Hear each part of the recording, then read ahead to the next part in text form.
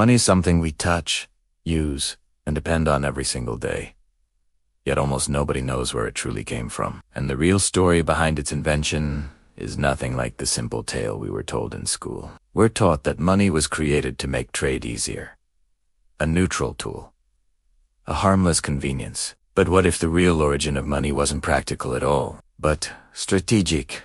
What if money didn't emerge naturally, but was engineered, designed by early elites as a technology to control people long before governments or central banks even existed? And what if the same hidden mechanisms that shaped ancient money still operate today, just in digital form? That's the mystery we're about to unravel.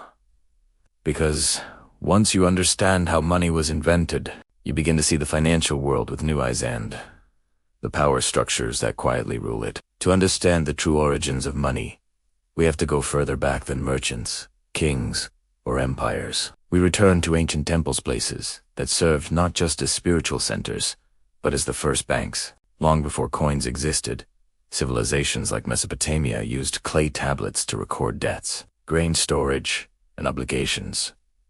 These temples controlled the ledgers. They managed who owed what. They weren't just religious institutions, they were the earliest centers of economic power. And here's the twist.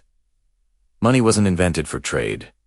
It was invented to track debt, not payment, but obligation. Not wealth, but control.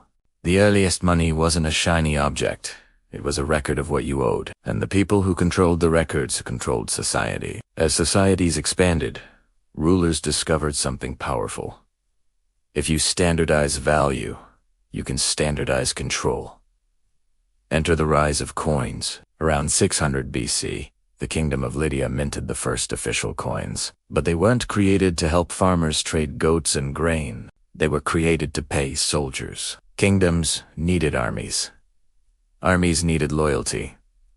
Coins solved both problems. Soldiers received state-minted currency, and the state demanded taxes back in the same currency. Suddenly, ordinary people were forced to participate in the king's money system just to survive. What looks like economic innovation was, in reality, political strategy. The rise of money wasn't about convenience. It was about consolidating power. But as money spread across ancient civilizations from Greece to Rome, its very success created a breaking point. Governments realized they could manipulate their coins to stretch their power. Rome became the master of this tactic. When the empire grew too large and too expensive to sustain, emperors quietly reduced the silver and coins while keeping the face value the same. It was the ancient version of printing money. A hidden tax. A slow erosion of trust. Eventually, soldiers refused debased coins. Trade collapsed.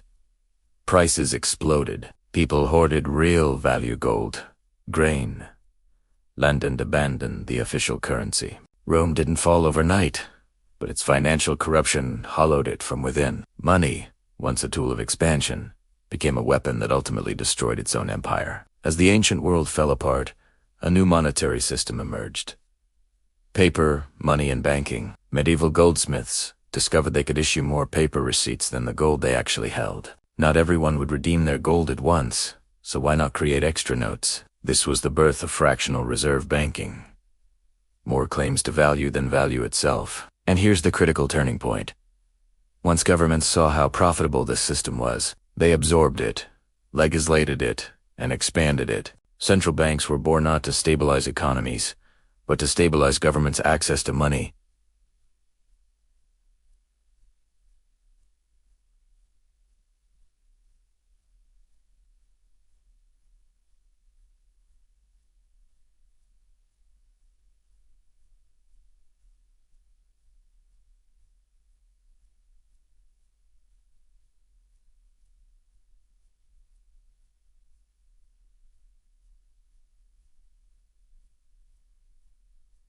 Death, wars expanded, and money drifted further away from anything real. In 1971, the final link between money and gold was severed, turning currency into pure abstraction. Value became whatever governments declared it to be. The invention that began as a clay tablet tracking grain had evolved into a global financial structure built entirely on trust and manipulation. Today, the patterns are shockingly familiar to ancient ones. Just like temples once controlled the ledgers, Banks now control digital ones. Just like Rome debased its currency, modern governments inflate theirs. And just like past civilizations used money to secure loyalty and power, today's financial systems do the same, only more invisibly. Consider this. Over 90% of all money today exists only as digital entries. Not coins, not paper, numbers on screens. In the US alone, more than $34 trillion in national debt is sustained not by productivity, but by constant money creation. Globally, the derivatives market, a web of contracts built on other contracts, may exceed $1 quadrillion. That's 1,000 trillion. Value layered on speculation, layered on credit. The very same mechanisms that once cracked ancient empires are repeating on a larger, more fragile scale. And yet most people have no idea, because the deeper the system goes, the less visible it becomes. So what should we learn from this hidden history? First, money has never been neutral. It has always been a tool of power shaped by those who benefit from controlling it. Second, every civilization that pushed money beyond its real value eventually faced collapse, and today's financial system is no exception. Third, understanding money's origin reveals something uncomfortable but liberating.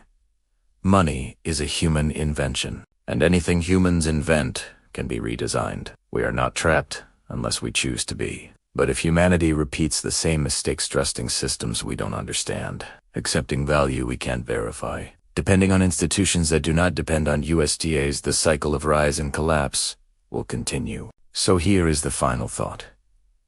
If money was invented as a ledger of control, what happens when new forms of money, decentralized, digital, transparent, challenge that control?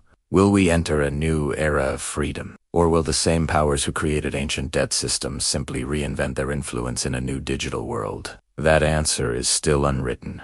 But if you want more deep dives into the origins of wealth, power, and the financial structures shaping our lives, make sure to subscribe, like this video, and share it with someone who still believes money is just money. Because the truth is, it never was.